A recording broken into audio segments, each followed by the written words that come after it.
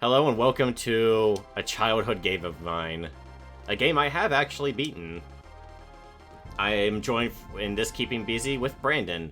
Say hi, Brandon. Hi, my name's Brandon. I am the bee in Keeping BZ, as in I'm in every single episode of Keeping BZ, so Zach's intro was a little strange, but I'll just go with it. I don't know why I'm treating this like a regular Let's Play, but right now I am playing a game that is beloved to me, Donkey Kong Country 2. So what's your history with this one, Zach? Did you grow up with this game? I did, actually. One of the few classic games I actually did grow up with. I actually grew up with all the Donkey Kong Country games, 1, 2, and 3. Oh wow, because I know a lot of people didn't play 3. 3 I always found weird as a kid, but, like, weirdly enjoyable, I mean. I don't know how much I'd like it now, because people seem to have different opinions on it. Some people think it's way too weird, and others think the weirdness sets it apart and makes it really good in its own right. Okay. I'd have to play... I haven't played 3 since I was a kid, but Donkey Kong Country 2, I beat on the Wii U. I haven't beaten the other Donkey Kong Country games, though. I really got to get back to Returns at some point. Returns is very good. My experience with the Donkey Kong Country games is pretty weird. I played Donkey Kong Country 1 for the Game Boy Color, and as a kid, that was one of my only Game Boy Color games. It was very hard for me as a kid. I never got past the first minecart level. And then after that, not much Donkey Kong Country until I was playing my GBA, and a friend of mine had 3. And I borrowed the GBA version of 3, which, if you don't know, for those listening, the GBA version of 3 has a completely different soundtrack than the Super Nintendo version. I'm not sure why they decided to do that, but it does. But it's good. It's very atmospheric. And I enjoyed my time playing 3 on the GBA, but I didn't get very far, as with the usual cycle of me playing Donkey Kong Country games. Yet, I played the 3DS version of Donkey Kong Country Returns, and I actually finished it. Not 100%, but I did get to the final boss and beat it. And I don't know why that game in particular, but Returns is a really good game.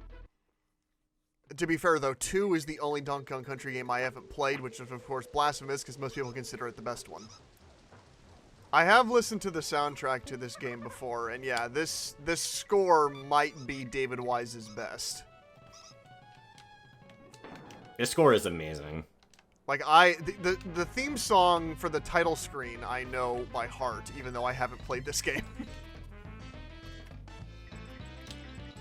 Or just this. Like, you'd think it would just have, like, typical, you know, like, pirate music or atmospheric, spooky boat music, but instead it's like this jig that's really memorable. I highly recommend one day looking up the remaster of the soundtrack done by, I believe, Jam and Sam Miller. Oh, okay. If I'm wrong about the name, I'll correct it in the video. But yeah, he did a remaster for these games, and it is sublime. Okay, I'll definitely have to check that out. These tracks sound so good. This is one of my favorites. I mostly know about Donkey Kong Country 2's soundtrack through people who are obsessed with Sticker Brush Symphony.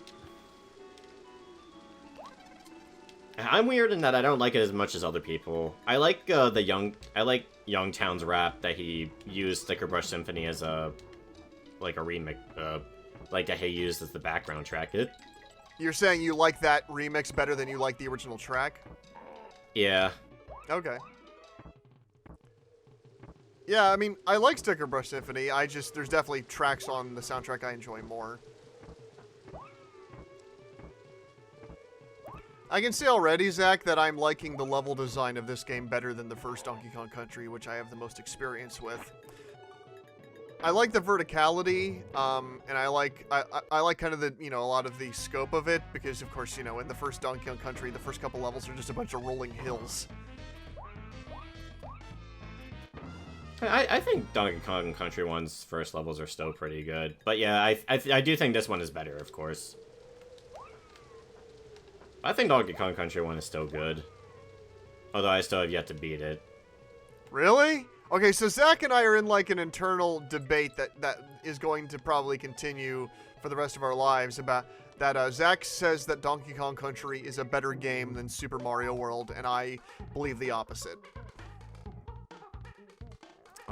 because I truly do think the Super Mario World is a better game in terms of level design, in terms of controls and mechanics.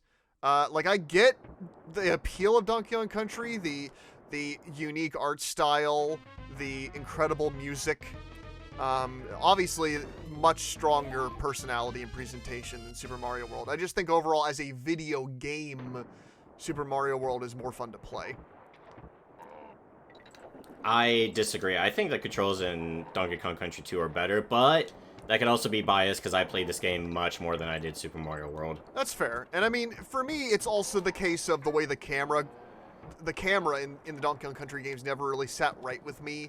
I felt like it was a little too jittery, and the controls having that little bit of momentum to them, the slipperiness kind of always threw me off. See, that's actually how I feel about Super Mario World. I can't get used to the momentum in that one. Oh, wow, really? Yeah. I mean, to be fair, I have more experience with Sonic than I do with any of these games, and Sonic is all about momentum. But Sonic's level design is also based around, you know, slopes and going fast and enemies not really always being in your way. See, like, you say you prefer the level design in Super Mario World. I think this level design is so much better, not just in terms of gameplay, but atmosphere, personality. I mean, there's definitely a lot of secrets in these levels that you wouldn't get out of Super Mario World. Like, everything you need to get these bonus tokens. I mean, I'll say this, and I know this is going to be a hot take, but this shouldn't be a hot take to those of you that have seen other videos on our channel, but I think Rare's Super Nintendo output is excellent. I think Rare's Nintendo 64 output is bad. Like, okay, here's the thing, right? The N64 Rare games are some of the, in some ways, very, very important platformers. In terms of their ambition, in terms of their mechanics, their presentation. So many aspects of the technical side of their N64 games are incredible. If I try to play those games now, I feel like they feel like garbage. I also have no nostalgia for them, so there's that, but I find them incredibly unwieldy and having all of the cliches of what made platformers of that era so unbearable. From the bad camera to the controls not being, like, giving you things to do in the level design that the controls were not really made for. Like, in Donkey Kong 64, where it's like, okay, walk across this thin bridge to get to the other side, but we're going to make it so the thin bridge is also against a wall, and the camera won't move if it's pushed against a wall, so you can't get a good bearing of the camera behind the character's back to know how you're walking, and it's a nightmare. And then, of course, you know, we've already have an entire series talking about Conker's Bad Fur Day and our issues with that game. And I recently did, like, 100% complete Banjo-Kazooie, and I didn't really care for that game either. Like, I absolutely 100% get why people like it better than Super Mario 64, but I think Super Mario 64's simplicity ultimately just makes it better for me.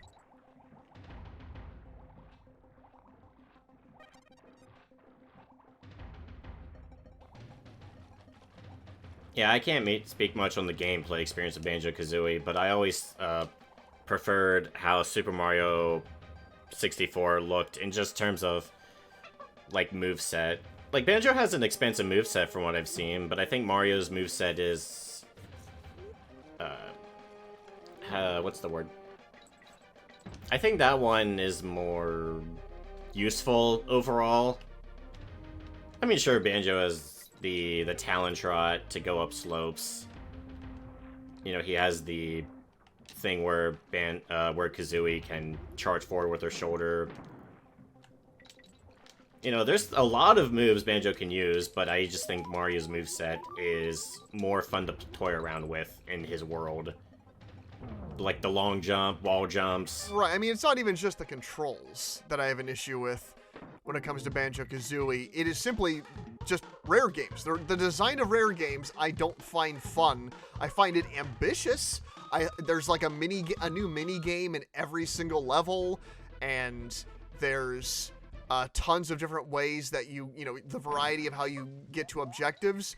but it's always the same thing. It's always, okay, okay, you did that, so now you have to do that 2 more times, but it gets harder each time. And Rare was obsessed with that philosophy back in the N64 days. And I found many times that the game's controls couldn't keep up with the difficulty of those mechanics. It isn't even just the controls, it's the design. It's the AI of the enemies. They like rubber band to your position, or they're just, I find them extremely difficult for what I thought was meant to be programmed as a children's game. Like, there were many parts in Banjo-Kazooie, but to be fair, I was also 100%ing it, so. But I struggled a lot during that game. And then Conker, Conker also has a lot of bad, do this thing 3 times design that just feels tedious. And how much more that game would have been improved if you just, did the thing once and then it's over. And move on to the next thing. But, that was the rental game era. They wanted you to hang on to that game, so maybe that's partially why they kept doing that, just to extend out the running time.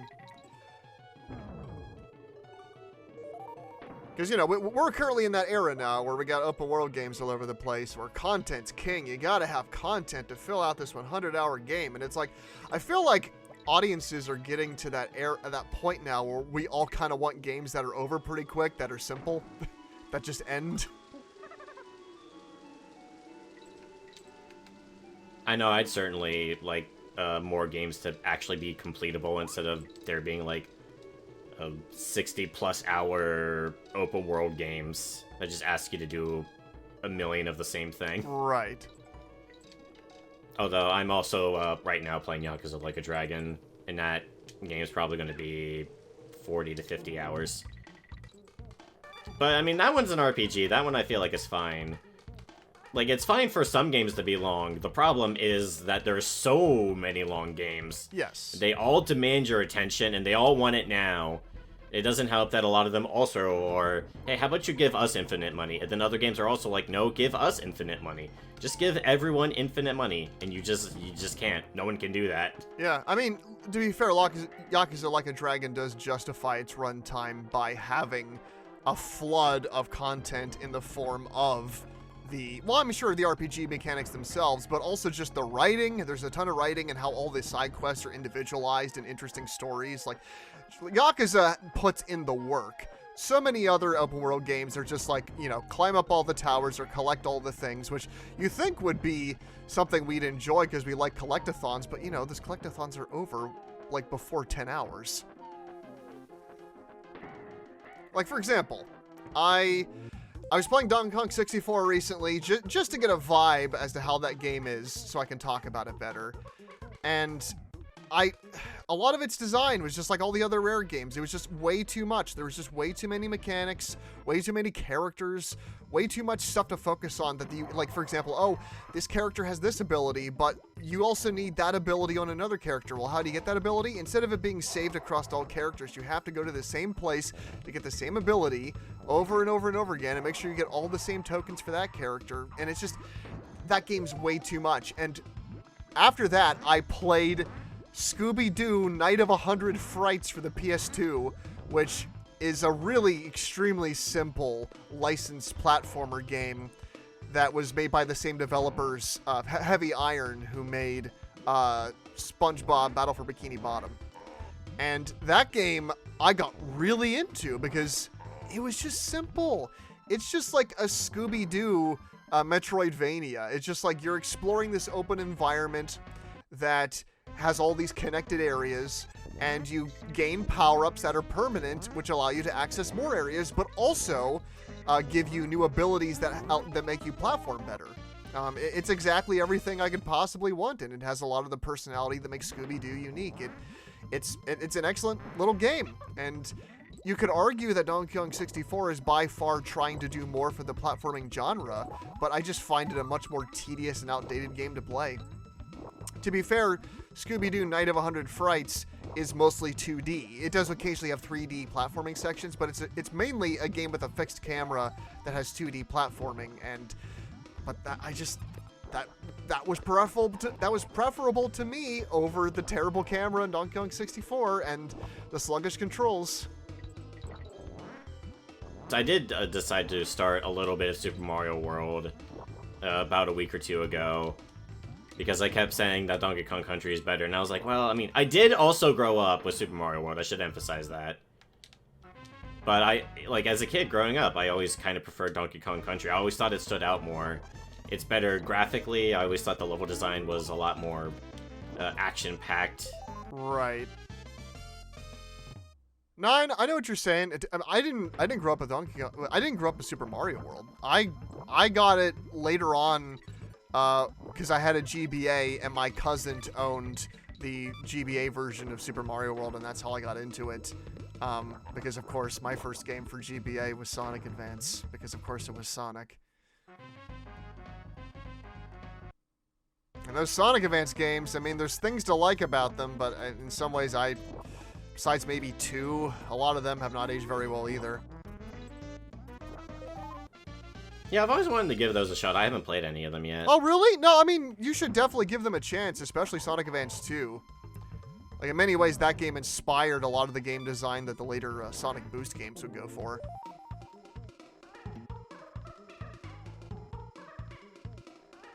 But Sonic Advance 3, man, that game's ambitious, but its level design is pretty bad. Yeah, I always thought the power-ups in Super Mario World were just okay. Don't get me wrong, the Super Feather's fun. You know, flying over the level and keeping yourself in the air by wiggling the D-pad back and forth is fun.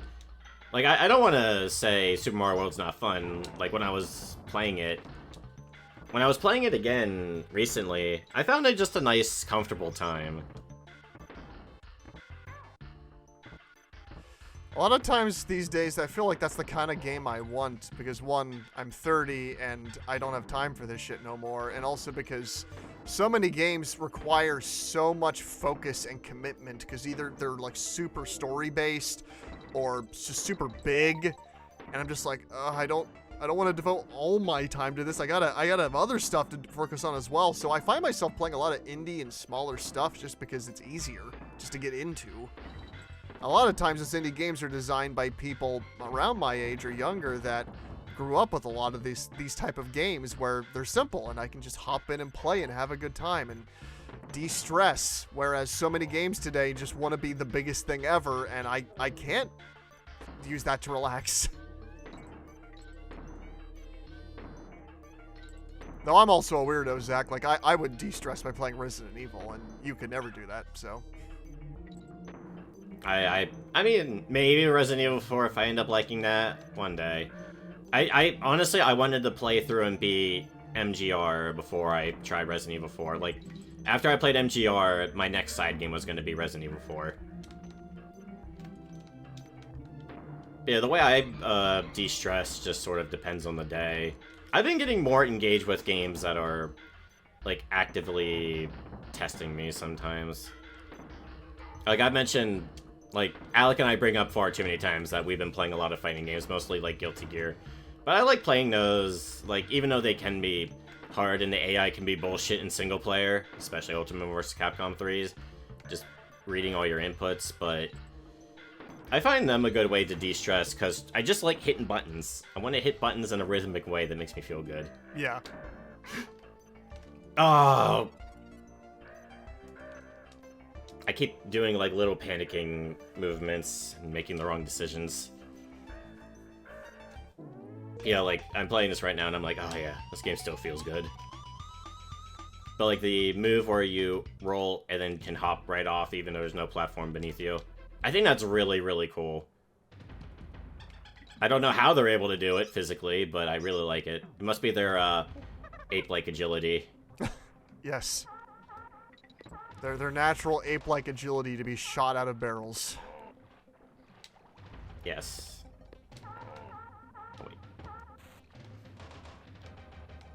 Do you have a favorite ape character in media, Zach? I haven't really thought about it that hard, to be honest. I don't even know if I know that many ape characters.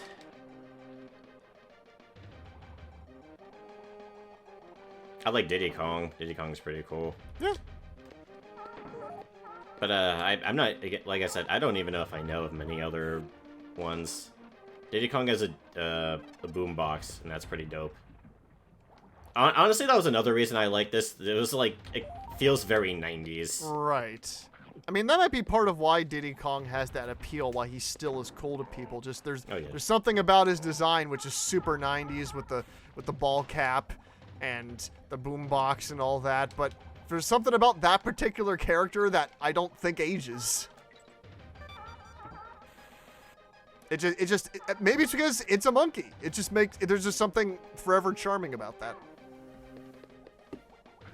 I think it's also, it's not, like, it's very 90s, but it's not overly designed. He's not wearing, like, gold chains. It's just, it's a nice, simple hat and shirt. Right. It gets what it needs to get across. Diddy's a chimp with attitude.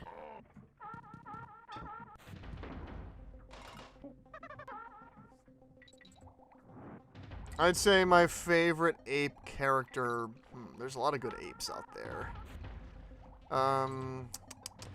Yeah, I mean, this is a couple, but it would probably be Cornelius and Zira from the Planet of the Apes original films. They're a very, very likable duo, and they carry the movies they're in many times, just because Kim Hunter and Roddy McDowall's performances are incredible, and their chemistry is wonderful. I care about those characters a lot. Let's see, what are other apes in media?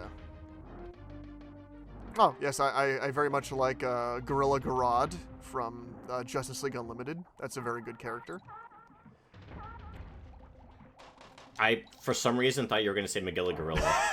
No, not Magilla Gorilla or any Hanna-Barbera characters.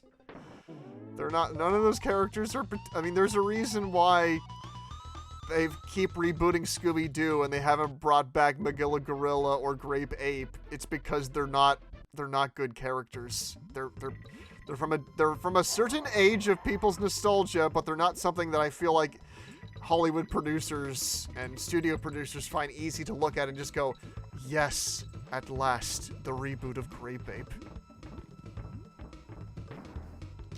They'll do it one day when they run out of stuff. Maybe one day when, well, actually, I was gonna say if people get bored of Scooby-Doo. I don't know if that's ever possible. Oh, no. Yeah. I was gonna say they'll do, like, Speed Buggy. Maybe, Funky Phantom, oh gosh, Jabberjaw.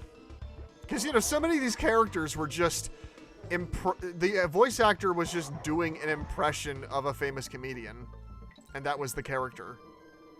Like, if there's any reason why Scooby-Doo has lived on as long as it did over other Hanna-Barbera properties, it's because those characters aren't just rip-offs of anything else. They're just... Yeah, the only thing I like about Jabberjaw is that one Cartoon Network song. Oh, yeah, I know what you're talking about.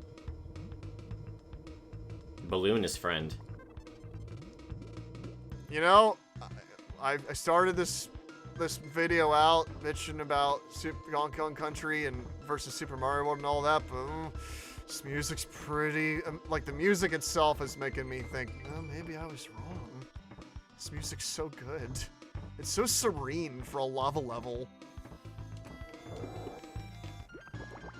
Yeah, like, I think Super Mario World has some good tracks, Yeah. but I think Donkey Kong Country kind of just clearly beats it. Oh, well, I'm not going to debate music, because obviously Donkey Kong Country has the better soundtracks. I actually haven't stopped to listen to the lava theme yet, but yeah, this is very good. And that's coming from Zach, who usually doesn't even pay attention to game soundtracks ever, even if they are super memorable. I have trouble just paying attention to things. Like, usually I'm focused on the level, but this one, you know, I'm stuck on balloons and I'm waiting for things to move, so I might as well listen to the soundtrack.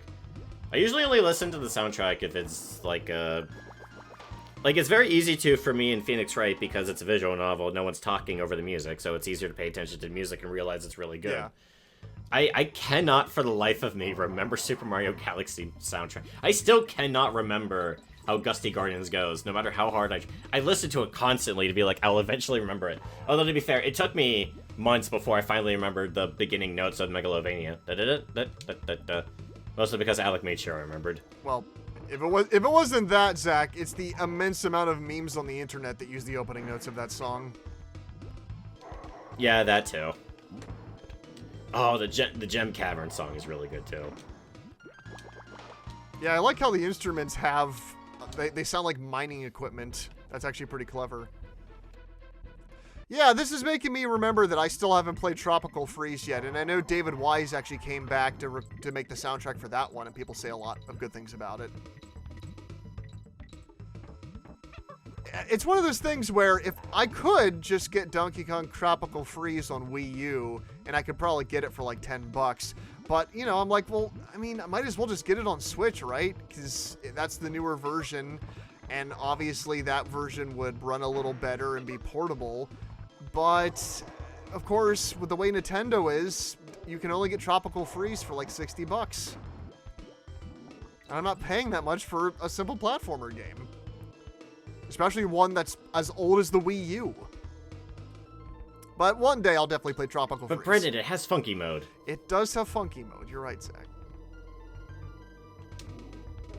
Clearly worth the $60. Yeah, I don't know. Like, Nintendo's like the complete opposite of Steam when it comes to sales. Yeah, I know. Like, I do get a lot of notifications that my Nintendo Switch account has some deals on the eShop for games that I wishlisted, but they're always, you know, like indie games. Nothing that, or just, you know, games that aren't Nintendo. Because many times they'll have, like, Capcom or Warner Brothers sales that are pretty good. I do feel like Rare got weird during the N64 era, since you were talking about it. Like, I look at all their Super, or at least most of their Super Nintendo games, and I'm like, yeah, I'm interested in, like, most of this. Like, but just for whatever reason, I look at their N64 stuff, and I just go, like, it's probably not bad. I could probably definitely have some kind of enjoyable time with it. I just don't really care enough to play it. Right. Like, sure, I'll say Donkey Kong Country is better than Super Mario World, but I do think Super Mario World is better than Donkey Kong Country 64. Just based on looks alone, though. And despite what I've already said about the 3D era of Rare, I recently, in the past couple of months, tried Grabbed by the Ghoulies on my original Xbox, and I was surprised how much I liked that game. Like, its unique control system is kind of clunky, but I honestly got really into that one. I found the combat satisfying, all the different... Because, I mean, to be fair, I like beat-em-ups, so that's a large part of it. But just the number of different kinds of weapons you can pick up. The art style is great. The comic book-like cutscenes. I need to go back and finish that one, because, yeah, I really did enjoy Grabbed by the Ghoulies for what it was. But, you know, it's not an over-ambitious platformer, so that probably helps. It's just like a linear beat-em-up game. Yeah, Rare wanted to do a lot on the N64, it looks like, and I could definitely see why people enjoy those games. Yeah, of course. Just for me, I think the design suffers for that ambition. Right. Like, I've never played GoldenEye, so I also can't comment on that one. I don't think GoldenEye holds up. Zach! Yeah, I know.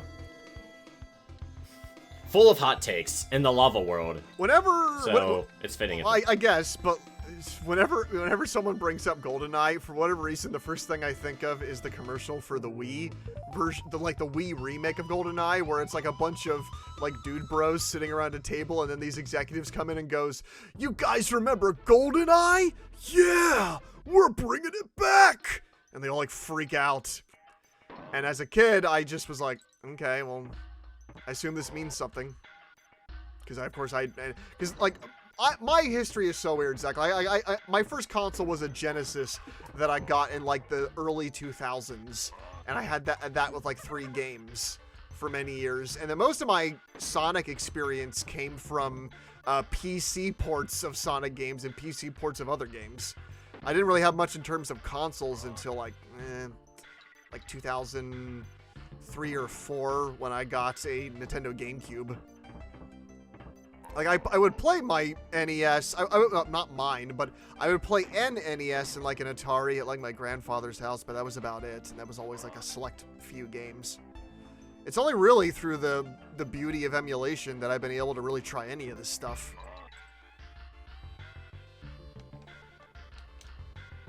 Emulation is important. I will always believe it. Yeah. Emulation is important for game preservation. Like, sure, Donkey Kong Country you can easily get on some, like, the Switch eShop, I believe. It should be on there. I'd be surprised if it wasn't. Donkey Kong Country? Yeah, it's on this. Well, it's not on the eShop, but you can play it on the Super Nintendo app via Nintendo Switch Online. Which, you know, means you can't actually own the game. You just pay to rent it from the service. Which, I mean, you know, you do get the cool being able to rewind the game instantaneously and having save states. But I would take, you know, the Wii U's emulator over that. Because at least with the Wii U emulator, I could own that game via the Virtual Console. But now with the eShop shut down and very soon not being able to re-download your old games, it just makes fucking hacking your system or emulating this stuff more prevalent than ever. Yeah, Nintendo tells you they hate emulation, and then they give you a million reasons to use it. Like, you know, we currently have, like, the big thing going on with that, which is, of course, the amount of people that are emulating Tears of the Kingdom in protest, because because of Nintendo's shitty practices when it comes to this stuff, and also because the game just runs better on emulators. I'm playing it on Switch, but that's because I just prefer to play things on their original console, especially if they're a brand new game. But I get it. I understand where all this anger is coming from, and Nintendo hopefully would eventually take notice of this, but they won't because they're dinosaurs and they never do. But it would be nice if they realized that in order to preserve their library, it would be nice if they made them more widely available. You know, not support emulation. Of course they wouldn't do that as a company that owns all these copyrights, but allow me to buy the games. But nope, they want to spoon feed you 3 of them a month through an online service. Yeah, of course the company's not going to support emulation when they could just make money off of it, but, you know, everyone always talks about, like, oh, why don't you care about your old games? And it's like, I mean, of course they don't care about it as much as we do. To them, it's just a way to make money. If it's not going to make them money, then why should they care? Well, the problem is, Zach, is that the competition, I mean, isn't doing a lot better. I mean, they are in the sense that you can own the games, but, like, for example, you know, Sony has the PlayStation Plus premium subscription, which they've been putting classic PSP and PS1 games onto. But what that has actually amounted to is a very, very tiny select few each month in a way that is frankly pathetic. Let me list for you, Zach, some of the games that they've had put onto the PlayStation Plus via the premium subscription, because I actually did buy that, because I'm a hack. And it's like Siphon Filter 1, Siphon Filter 2, Siphon Filter 3, Siphon Filter the PSP games, and they're just releasing, I think, the latest PSP game this month, and not like, you know, all the games that were popular on their service that we can't currently own because they're not widely available on modern consoles. Like, they put Resident Evil 1 on there, which, okay, I guess, but okay, where's 2 and 3? And heck, even some of the other PlayStation 1 Resident Evil games, like that would attract a wider, because I'm sure many people would want to play the original version of 2 and 3 just to compare, because there's so many new fans that have emerged from playing the remakes, but maybe Capcom just prefers people to play the remakes, I don't know. But no, I mean, if you want that stuff, you'll have to, you know, put some money into your PS4's bank account, turn on your PlayStation 3, and buy it off of the classic section of the store. Or just emulate it, I guess. Because technically you can emulate Resident Evil 2 and 3 original now and have fan mods that up-res the backgrounds to HD resolutions.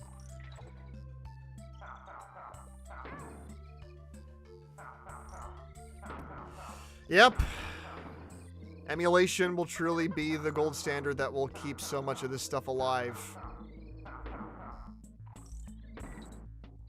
And these companies can fight it all they want, but it's still gonna find its way.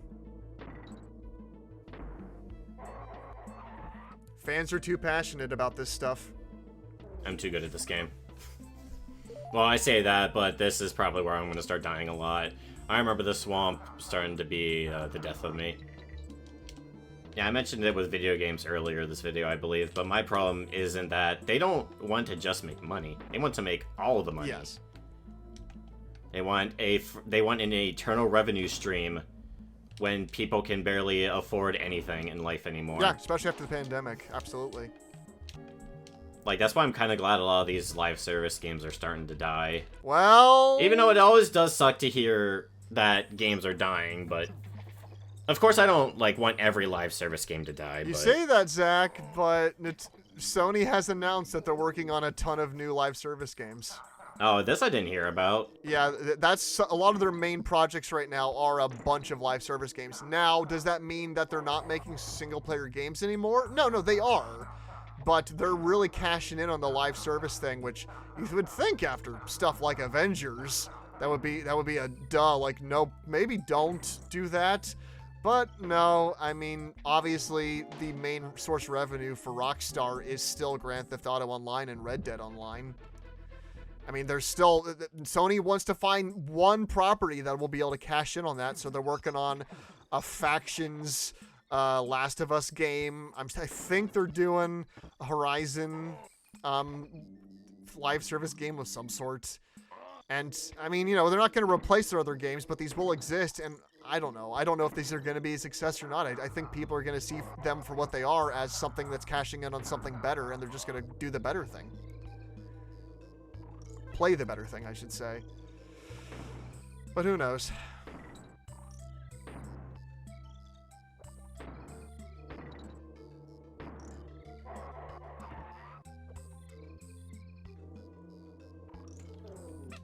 Yeah, I wish game companies would learn. Like, I do wonder who the hell are the ones in charge, because I feel like they don't understand video games or movies, and yet they're the ones in charge of them. It's very bizarre. Yeah.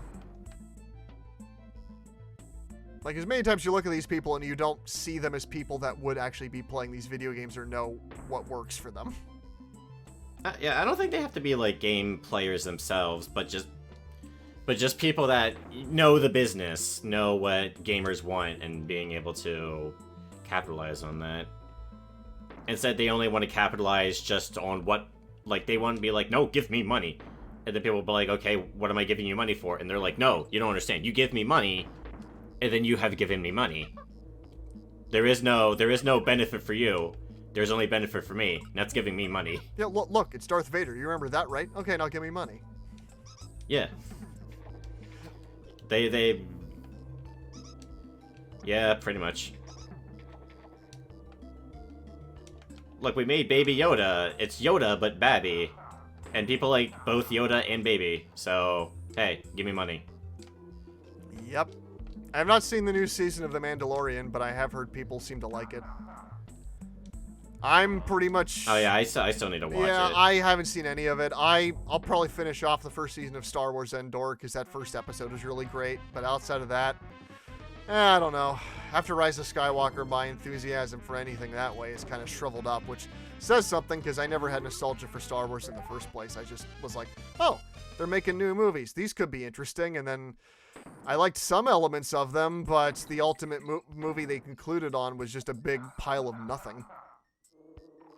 A movie that is such a big half-assed version of Return of the Jedi that by the end of it, I was just like, what was the point of even doing this trilogy if you were just going to do the same thing again? Oh, right, money.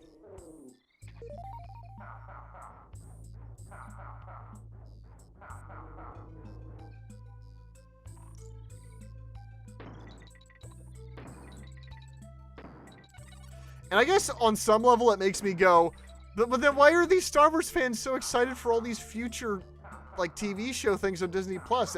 Shouldn't their enthusiasm for the franchise be dead at this point? But no, I mean, I have a friend who's a big Star Wars fan, and there's some of these shows where he's like, no, I mean, this looks pretty good. And he watched the first episode of Season 2 of Star Wars Visions, the, like, animated-looking Star Wars show, and apparently he says that's really good. So, I don't know. Brandon, as a Sonic fan, you should understand that no matter how bad something gets, fandoms stay part of a fandom. Yeah. Because it'll get better eventually. Shit. And I definitely was the biggest Sonic fan through what was ultimately the dark age of that franchise.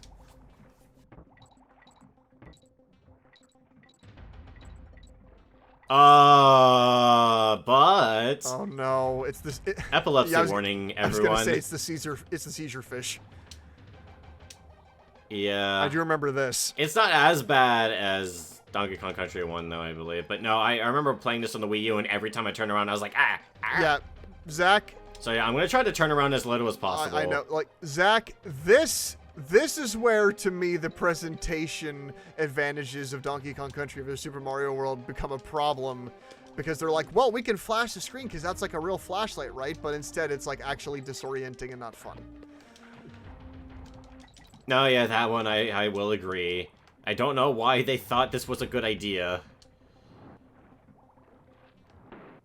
Not to mention, it's just also extra programming work. Well, yeah, exactly. When it didn't need to be. Yeah. Like, just have the light go from right to left. You don't need to.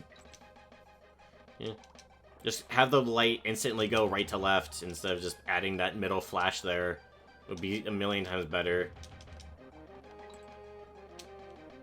And no, Rare just had to do the thing they like to do, which is just, hey, we can add this thing. It's like, yeah, but have you thought about if you should? Rare would totally be the kind of people that would still make Jurassic Park. Yep, they would. I mean, you know, all these science fiction series like Jurassic Park and time travel movies are there to be like, you know, maybe we shouldn't do this. And we all know that eventually, with the way that our world works, they probably will. Because they're too curious. The technology must keep pressing forward, even if it means destroying the world and erasing our history. Because, you know, like, Planet of the Apes, it's literally just, hey, don't use atomic war. Atomic war might be a bad thing. That's literally what that movie's about. Well, okay, it's a lot of other themes as well, including, you know, being metaphors for the McCarthy hearings and Red Scare and all that stuff. But ultimately, the twist at the end of the movie is saying, don't do atomic war. Godzilla tells you, don't do atomic war. And it seems to have worked for now, but we'll see how things actually turn out. Atomic war bad, except the problem is, the people watching those movies are probably not the ones that are going to be able to actively make a decision on whether or not we should be doing it. And a lot of movies with those kind of messages these days might be ignored over, well, say, the Super Mario Brothers movie, which currently is sitting at like $1.3 billion at the box office. Why have a message when you can make money? Yep. Artistic integrity is for those that are poor. Yeah, like, for example, I saw a movie fairly recently called The Covenant, which is a military war film set in, I believe it's 2018 Afghanistan, and it's essentially just like about a group of U.S. soldiers that have an Afghani interpreter helping them maintain, you know, be able to communicate with the locals and help them scope out problems in the area based on their knowledge of the culture. And the movie basically becomes about, they go on a mission, the entire team gets wiped out besides the interpreter and the captain, and the movie becomes about the captain and the interpreter having to rely on each other's trust to survive, to get back to the U.S. base while evading the Taliban. And it's incredibly engaging and well shot and extremely well acted. And ultimately what the message is that we actually have done a really shitty job treating the people, the Afghan citizens that we've had as interpreters on our military teams. Because, you know, obviously at the end of the day, once their job is done with us, they have to go back and live in their homes. And the Taliban knows that they worked with us, and that they don't like that. And so many times they've had to either be in hiding or, you know, they've been wiped out through that. And so the movie's message is basically, hey, we should treat these people that did us an incredible service at the own risk of their lives better. But, you know, that movie kind of... It's unfortunate that they needed... I know, but that movie didn't make that much money. And it also came out around the same time as Super Mario Brothers. But I guess why would it? It's also catering to a smaller audience. That's because, you know, that movie's ultimately made to make an artistic message, not to be something that's going to make a ton of money to... I mean, it has to make money for the studio, because otherwise why would they fund it? But, yeah. It's not about just creating a franchise. The movie did not end with a tease during the credits of The Interpreter Will Return. It's a movie about a serious message involving our real history. So, as a spin-off to the Mario movie that just came out, they are going to make a Donkey Kong movie. And I'm curious if that's going to be almost like an adaptation of these games or not, because Diddy and the rest of the crew did cameo in the background of the Donkey Kong part of the Super Mario Brothers movie.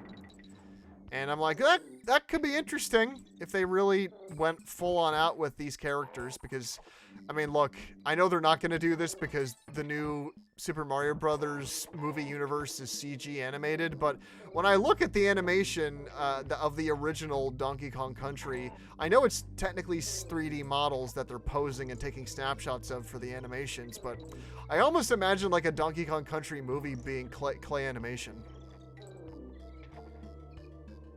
Oh, that would be interesting. I think these designs would adapt perfectly to that style. But no, they should get a what's it called?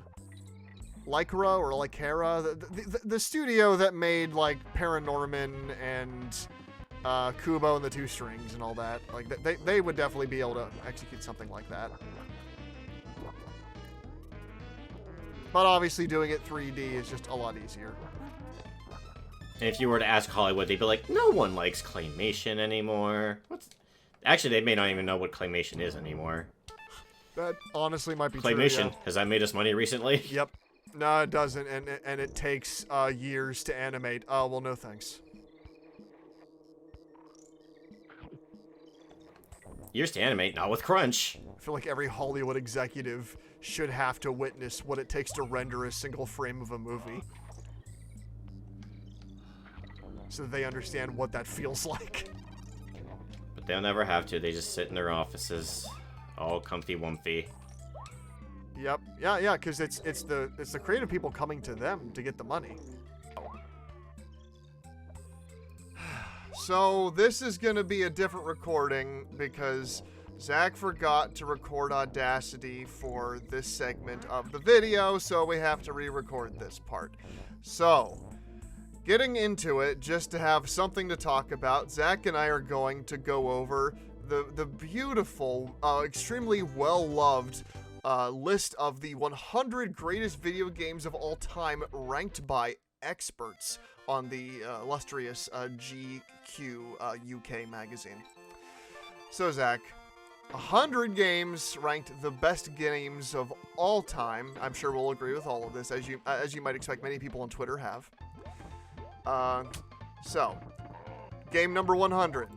We got Knights of the Old Republic, the old Star Wars RPG, which is a very, very good game. Though I should note that the picture they're using for the game is from the mobile phone version, which already is a great sign for this list. We got Rez at 99, which I haven't played, but I've heard really good things about it as being a cool, like, music puzzle game, rail shooter sort of thing. Then we got Age of Empires 2 at 98, strategy game, so I have no experience with it at all. I've actually played that one. It was available on Game Pass. Very fun game. Yeah, I've heard really good things about Age of Empires 2 in particular out of that series. Also, I noticed that a lot of the captions that go with each of their segments on this list are just like one-sentence joke things. Like, for example, for Age of Empires 2, they have, "To those 12-year-olds who also tried and failed to wage war solely via a battalion of prohibitively expensive turbuckets, we salute you." Just like, okay, I guess. 97 is The Return of the Obra Dinn, which I've heard great things about. 96 is Super Mario Brothers for the NES. I'm actually surprised that's fairly low. I figured the historical significance of it would have put it up higher. Well, know, Zach, that this is not the only Mario game on this list. Okay, yeah, that's fair. Nintendo gets featured multiple times. You can't have a good games list without Nintendo. Yeah, of course not. 95 is Ultima Underworld, which is... It has a caption here. It says the Stygian Abyss, and I'm assuming this is the first game in that series, or is this simply just... No, okay, this looked like it might be just like one of the first 2.5D sort of looking games. Okay, fair enough. Okami is 94. I've played some of Okami. I did not finish it. The game kind of went on a long time, and I just kind of eventually got kind of bored of it. I know that it's a very beloved Zelda-type game. Obviously, the art style is beautiful, but I don't know if it deserves a best of all time nomination. But I'm sure there's people that disagree with me. 93 is Fable 2. Oh, Fable's on the list. Isn't Fable that series that's mainly known for promising a lot of incredible, ambitious things, and then when the games come out, they're just kind of really disappointing and underwhelming? The Peter Molyneux games, yes. I mean, I do hear a lot of people really enjoy Fable 2. I haven't played any of them myself. I've heard people enjoy Fable 2. That's fair. I don't know if I trust those people. This is a team of experts, Zach, across the gaming industry. So, 92 is the first Mass Effect. Which, wow. I don't know. For some reason, I expect Mass Effect to be higher, just because it's such well, I guess in this case, lower is the right term, because it's such a beloved sci-fi RPG, one of the best out there. I've never played Mass Effect 1. I owned a PS3 at the time that Mass Effect 2 was coming out, so I ended up just playing 2 and then 3, and then I had to like make the choices from 1 on like this animated comic book DLC that came with it. But I'd love to play Mass Effect 1 one day, because I hear many people say that has like the best storytelling of the trilogy. 91 is Grand Theft Auto 4. Do you not have good experience with this one, Zach? To be fair, I've only played it through multiplayer with my brother. I did not like how Nico felt walking around. He feels very heavy. Everything feels heavy in Grand Theft Auto 4. This was like the game in the series where they tried to make everything feel a lot more realistic. Like it was meant to be more of like a simulator type of game. I only played the first couple of hours of GTA 4, but on some level I respect what it was going for, but at the same time, I don't really think it's what fans of that series wanted. They didn't want a super hyper-realistic simulator. They want a fun open-world action game where you run around shooting people and occasionally do mini-games with crazy mafia stories. But I also hear the story of 4 is pretty great, so I don't know. I hear the story's really good. Yeah. If you want that over-the-top open-world action, Saints Row 2. Saints Row 2 is amazing. Yeah, oh, well, I mean, yeah, Saints Row in general. 90, Super Mario Kart, the original. Okay. 89, Hitman World of Assassination, which is like the new Hitman game. 88, The Last Guardian, which I'm just like, what? Last Guardian? That one? Where's like Ico in Shadow of the Colossus? I don't even know why that wouldn't be on a best games of all time list. Games journalism. 87 is Super Mario Odyssey. Only 87. I mean, that game seems like it should be way, way lower on that list than that. Like, oh my goodness, Odyssey's incredible. They're gonna put Sunshine above it and I want to get mad. Sunshine's not on the list, thankfully. Oh, good. Okay. 86, Civilization. 86 is Civilization 5.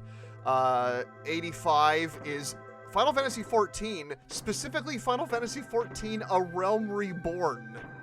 And I'm just like, I mean, yeah, 14's an amazing video game. I put 160 hours into it, but it doesn't actually get good until you get to Heavensward.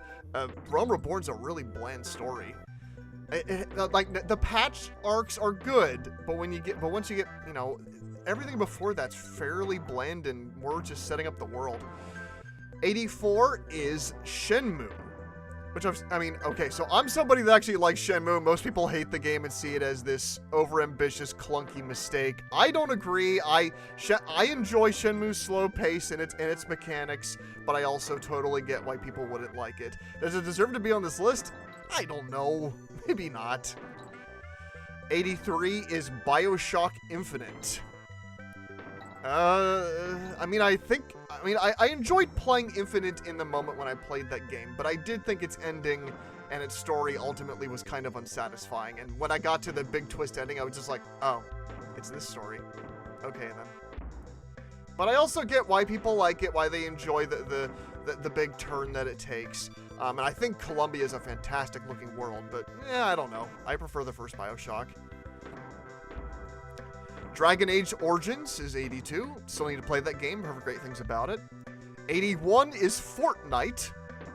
Which, I mean, you know, I understand Fortnite being on this list because it's one of the most popular and influential games in current media just because of everyone playing it. It's like the Pokemon Go in a sense. 80 is Firewatch. And I've heard so many people get to this part of the list and go, oh, Firewatch, fuck that. I love Firewatch. I thought that game had a great story and a really engaging duo of characters. Is it one of the best video games of all time? I don't know. I mean, it's not like it's much of a game. It's a lot of walking around and talking, but interactive-wise, yeah, there's a lot you can do in that game, even if the story's linear.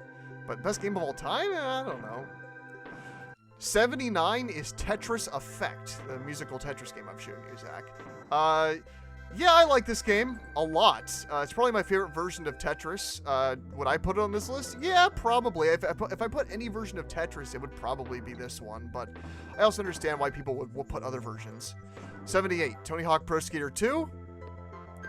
77, The Secret of Monkey Island. One of the most classic adventure games of all time, and a game I don't care for. 76, Pokemon Gold and Silver. Okay. Alright. Huh. It's one of my favorite games, but that's purely nostalgia. I don't even know if I'd put that in the top 100 if I was trying to be objective. 75, Metroid Prime 1.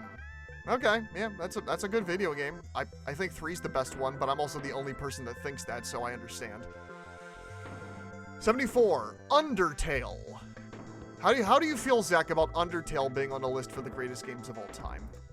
I think it makes sense, both because it is a very good game. I do love Undertale.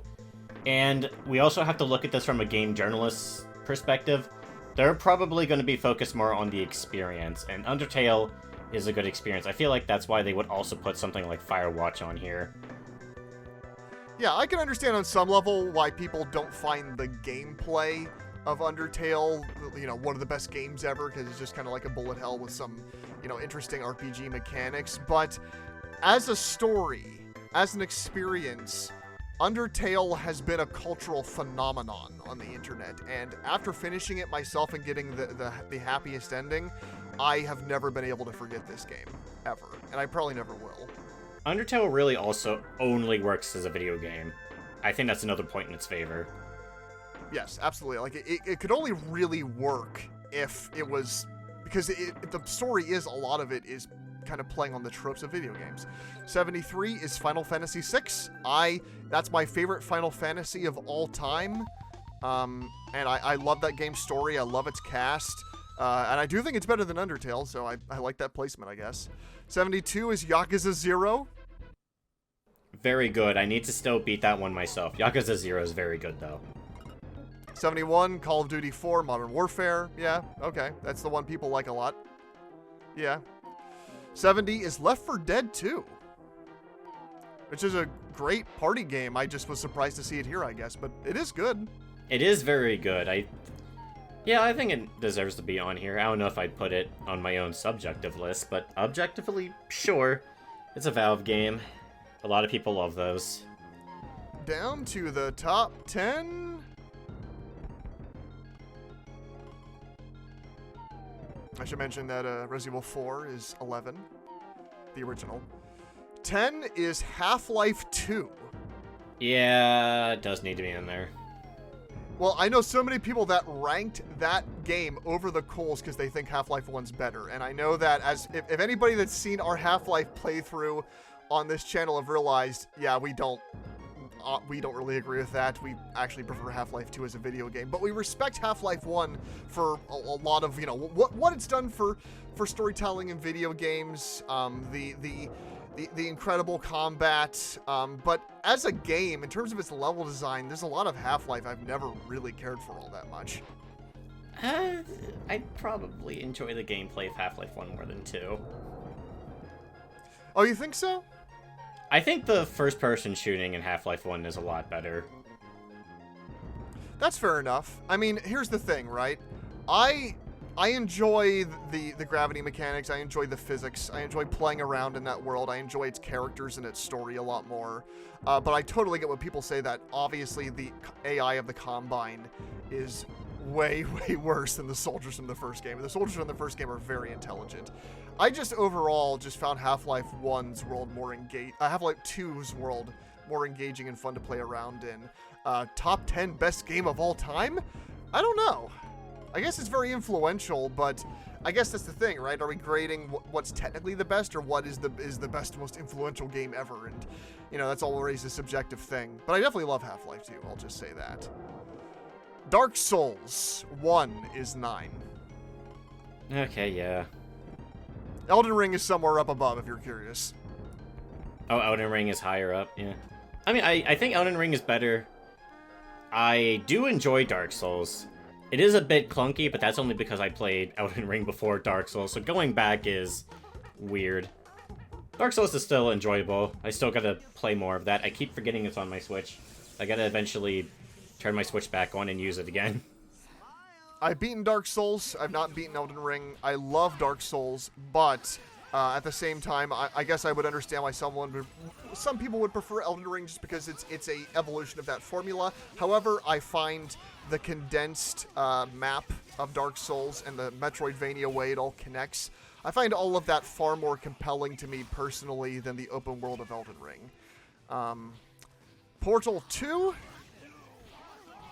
Oh, interesting. I would have expected the first one, but I know people really like Portal 2.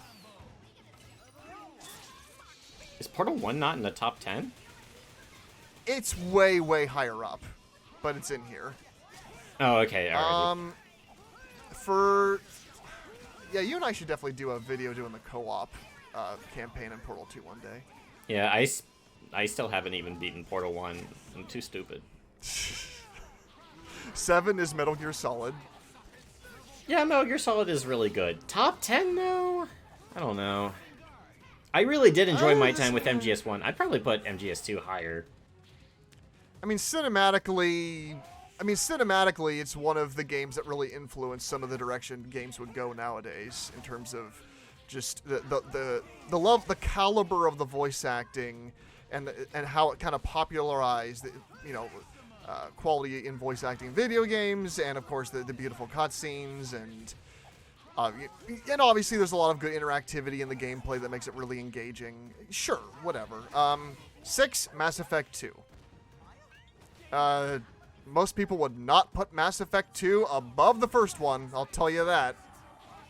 Mass Effect 2 made some improvements to the gameplay, but in terms of story, people would say that 1 is far superior. See, every time I hear about Mass Effect, people only talk about 2. I only watch a limited number of people, to be fair. But every time I've heard someone talk about Mass Effect, it's always Mass Effect 2. Well, by far, it's the most popular one. I really enjoyed my time with it when I was playing it. I loved it. The suicide mission at the end, fantastic. I loved how that all plays out depending on who you choose to go into the mission. Now, I really loved... I loved Mass Effect 2. I'm not saying I didn't like the game. I'm just talking about what the cultural perception of the game usually is. Because I've only played 2 and 3. I loved the hell out of 2. And 3, I liked aspects of it, but I was disappointed by the ending like pretty much everyone else was for the same reasons. 5 is The Witcher 3. Makes sense. I only hear good things about that game. Yeah, I've never played it. But I've heard incredible things about it, and I have played Cyberpunk 2077, and if that's similar in terms of the writing and design I can expect from CG Project Red, then I'd be happy to play Retro 3 one day. I'm one of those weirdos where I kind of want to play all of them, but I know that's ridiculous because they're an immense time sink. But who knows, maybe one day. 4 is Bloodborne. Oh, Bloodborne above Dark Souls. I would agree with that, but I'm also a crazy person. I do think Dark Souls is better. Sorry, reverse that. I think Bloodborne is better than Dark Souls, but every time I hear people talk about Bloodborne, well, then again, there is also like a very niche community that really loves Bloodborne, and I am one of those people. I think Bloodborne is fantastic. I'm not sure if the general public would put Bloodborne above Dark Souls, but I would. So here's the thing, Zach. Aesthetics-wise, Bloodborne is way, way more my thing than just the fantasy area of Dark Souls. I love its creepy Victorian landscape with everybody sick and, you know, that kind of plague doctor feel. Like, I think it's fantastic. In terms of a video game, I feel like it's hard for me to talk on Bloodborne because I suck at it really, really badly. I'm just not good at its parry mechanics with the bullets. I haven't been able to beat the second boss, the hunter dude. I can't do it. I need to go back and finish it one day. Maybe I'll use summons just so I can get it done already, but I want to like Bloodborne, but I've beaten Dark Souls, and that kind of puts Dark Souls above because I can actually finish it. Bloodborne's a more aggressive game. Dark Souls, you can be very defensive, like how I play. I use a lot of defending. I like my shield and my sword. I guess I have a very basic gameplay style. With Bloodborne, you got to be really good at dodging and parrying, and really understand enemy patterns, which you do and have to do that in Dark Souls as well. But I feel like Bloodborne puts more emphasis on it. I think I have a special place. There's a special place in my heart for Bloodborne because it's the first From Software game I played. It's the first one that actually got me interested. Back then, every time I heard people talk about Dark Souls and it's hard and you gotta play for your gamer status, man, I had zero interest. But when I saw Bloodborne's aesthetics, I got it as soon as I could and do not regret it. But yes, it is very hard, and with it being my first From Software game, ooh, it did not go well originally. But I do love that game. That's everybody's first experience with a From Software game. But yeah, I seriously need to get back to it. Maybe we'll just co-op it, Zach, and just... We should. Help me power through it, because that might be the way to do it. 3 is the original Tetris on the Game Boy. Sure. I get it. 3's really high, though. I feel like you should at least put it as 50. Remarkably influential game, Zach. I know. Like, that game took over the United States. Do I have an affinity for it? I like Tetris Effect, but the original game, I don't know. Because a lot of these choices on this list, it's like, I can't tell if it's like influence or if it's technically better, or it just feels like a weird hodgepodge of things. Okay, Zach, and now we come to it. Number 1 and 2 of the greatest video games of all time, determined by experts. They are the most game journalist choices possibly ever. Number 2 is The Last of Us as the number 2 greatest video game of all time. I love The Last of Us. I love its characters, I love its story, I love how the interactive gameplay and the tension, I love how hard it is compared to Naughty Dog's previous Uncharted games, how brutal it feels, and how that tension adds into the feel of the gameplay and how it helps the story along of being the story that's about these people that are in this hostile world. The second greatest video game of all time? I don't know, man.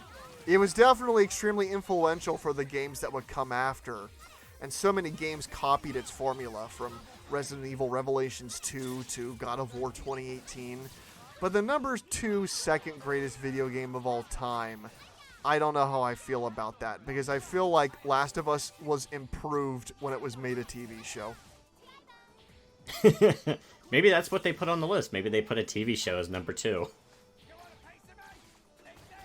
I mean, when the game came out, Zach, people were going nuts over it. And when I played it when it first came out, I was floored by the story. But I do think many of the changes the HBO Max show makes ultimately does make it a better story. Not everything's improved. I do think the final episode and what happens isn't as hard-hitting as the final chapter is in the game. But I do think overall this story works well as a TV show, and that kind of, to me, also says that as a video game, you don't really make many choices in the story. There's not a lot of interactivity. It's just a lot of going through a linear series of events, fighting stuff. And I don't necessarily see that as one of the greatest games of all time. And as you might expect, Zach, yes, Part 2 is also somewhere higher up on this list. So, how do you feel about putting The Last of Us as the second greatest video game of all time? It's too spooky for me to play. Well, that's true. To be fair, I would have continued playing that game, but our PS3 at the time had a horrible habit of just deleting everything. It happened a couple times to us. I unfortunately lost my Last of Us save data, otherwise I would have continued. But yeah, it was also a bit spooky. It was too spoopy. The mushrooms, they're scary. And, well, now you have the HBO Max show you can watch. So yeah, I still gotta finish that. I should have. And, Zach, the number 1 greatest video game ever made of all time forever is The Legend of Zelda: Breath of the Wild. That is the most game journalist thing I think I've ever heard. It's very good. Yeah, I love Breath of the Wild. The build-up to this game was very exciting. It was finally, like, Zelda, I mean, and I always argue with Zach and his brother over the games that came before Breath of the Wild, and they feel that they're boring, and I don't agree. I really liked, I like Ocarina of Time, I like Majora's Mask, I like Wind Waker quite a bit. I can understand why some people think like Twilight Princess and Skyward Sword are a step back. I haven't played Skyward Sword, but I really enjoy Twilight Princess. It's a formula, yes. All the games post Ocarina of Time and before Breath of the Wild kind of just feel like copies of Ocarina of Time. But I still think they're really well-made versions of that formula. But Breath of the Wild was literally a great, it was a breath of fresh air. It was a great change of pace. Like, I think that title is intentional, because they really tried to go for something different. And of course, you got the 7-hour YouTube documentaries out there telling you how this game isn't really a Zelda game. And I don't agree. I think this game is like the formula of the old NES original Zelda remade in a modern context in terms of what that original game meant now.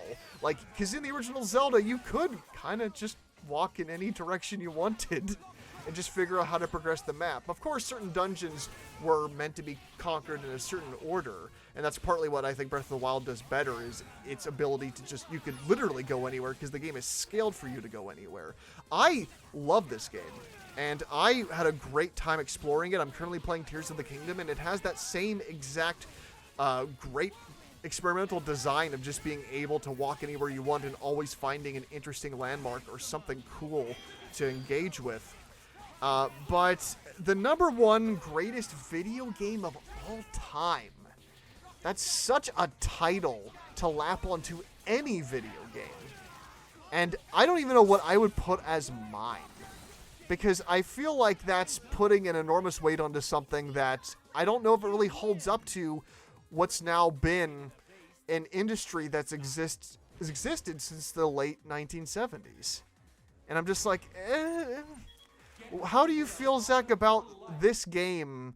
Because you look at it and you get it, right? Because it's like, oh, it's an evolution of the open world formula. It's a game where anybody can dive in, and you can just run around and experiment and look and do and be able to mess around with its mechanics. And so I totally get it, I guess, on some level, why it would be picked for that reason, and also its influence on the open world games that came after. But I just feel weird looking at #1 greatest video game of all time when there's so many other games on this list that are amazing. I can agree with that. I will add Breath of the Wild is the only Legend of Zelda game I will probably ever care about, minus Tears of the Kingdom. I really want to play that one too. But I loved Breath of the Wild. I enjoyed my time with it. I agree with you. I don't know if I could put the title of best video game on any video game, at least objectively. Subjectively, sure. I can and have done it in the past. At one point, my favorite video game of all time was Bully. It wouldn't be nowadays, but that game still holds a special place in my heart. But that's mainly nostalgic reasons, but it's a good game on its own. Breath of the Wild, I don't think I would... I probably wouldn't even put that in my top 5, personally. I still love the game. I can kind of understand why it's the #1 pick here. But objectively, it has its flaws. Oh, absolutely. Yeah. I think the boss fights in Breath of the Wild are kind of clunky. And the final fight against Ganon feels a bit... Like the first battle against Ganon is pretty fun against Calamity again. It's tough. And then the second phase is... I don't know. It's kind of anticlimactic. Like, I love being able to fight him on the horse. It's just... Ganon is the best fight in the game. But I also feel like the bosses that come before that you fight to get the Divine Beasts, because they're designed to... be in this game that can adapt to so many different types of play styles. I found them always very clunky to fight. The AI was weird. And of course, the weapon degradation, all the other stuff people usually bring up. But I feel like there are flaws in there. At the end of the day, it's an experimental game. It has issues because it's taking a series in a brand new direction. It was the first step. So, yeah. It's taken the series in a good direction for once. It's great. No, Zach's absolutely wrong. Ocarina of Time, Majora's Mask, and Wind Waker, and... Yes, I will include Twilight Princess. They're all very good games, and everybody should play them. You say that as if people don't like Twilight Princess. I've heard nothing but praise for Twilight Princess. People always see that one as the black sheep, or they see Twilight Princess as the one where the franchise began to spiral downward in terms of everybody seeing like, oh, okay, this is a formula now, and we're kind of getting sick of it. And I don't know, like I still like that. To be fair, that was one of the first Zeldas I ever finished, and I loved that game. But then I went back and played Ocarina, and I did think a lot of the dungeon design in that game is better. Yeah, it's like we kind of made clear throughout this whole list.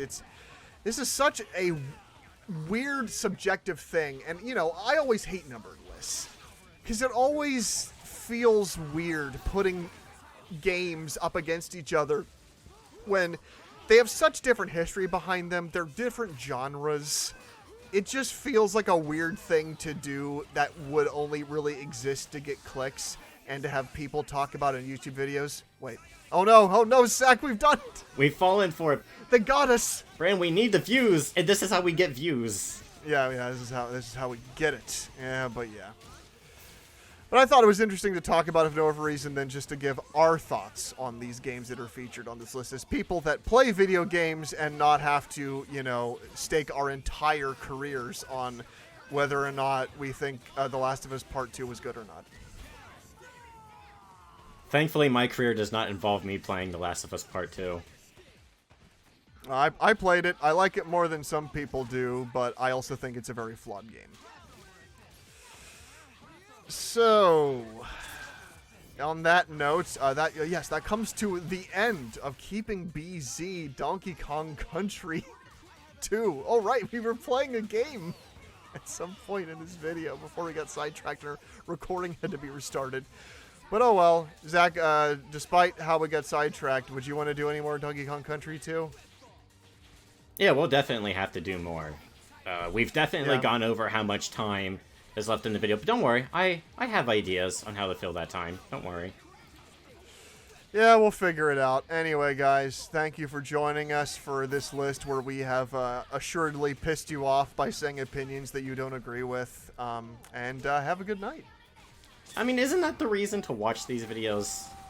If they're watching us... Well, okay, maybe this is the first video they found of us. But I feel like a lot of the people that watch us kind of know us a little bit. And you're not watching us unless you want to get mad at our opinions. So please, comment away. Give us engagement. Get mad. Yes. Yes, get mad and fill our comments with all of your opinions about our bad hot takes. Show yourselves. Show yourselves. I don't like comment begging. I think it sounds desperate, but I want to know. We apparently have viewers. I want to know who you are. I want to know what you think. Yeah, it'd be cool to know who you guys are and know that we're not just sending these out into a void. We'll still make content anyway, but, you know, it would be nice. Anyway, we should finally let them go. I think we should finally put the gun down, untie them from their bonds, and let them leave to watch another video. Every mother has to watch the bird leave the nest. Yes, fly away from our bad opinions of video games. Go and be free. Be free to have your own bad opinions. That's what this channel is really truly about.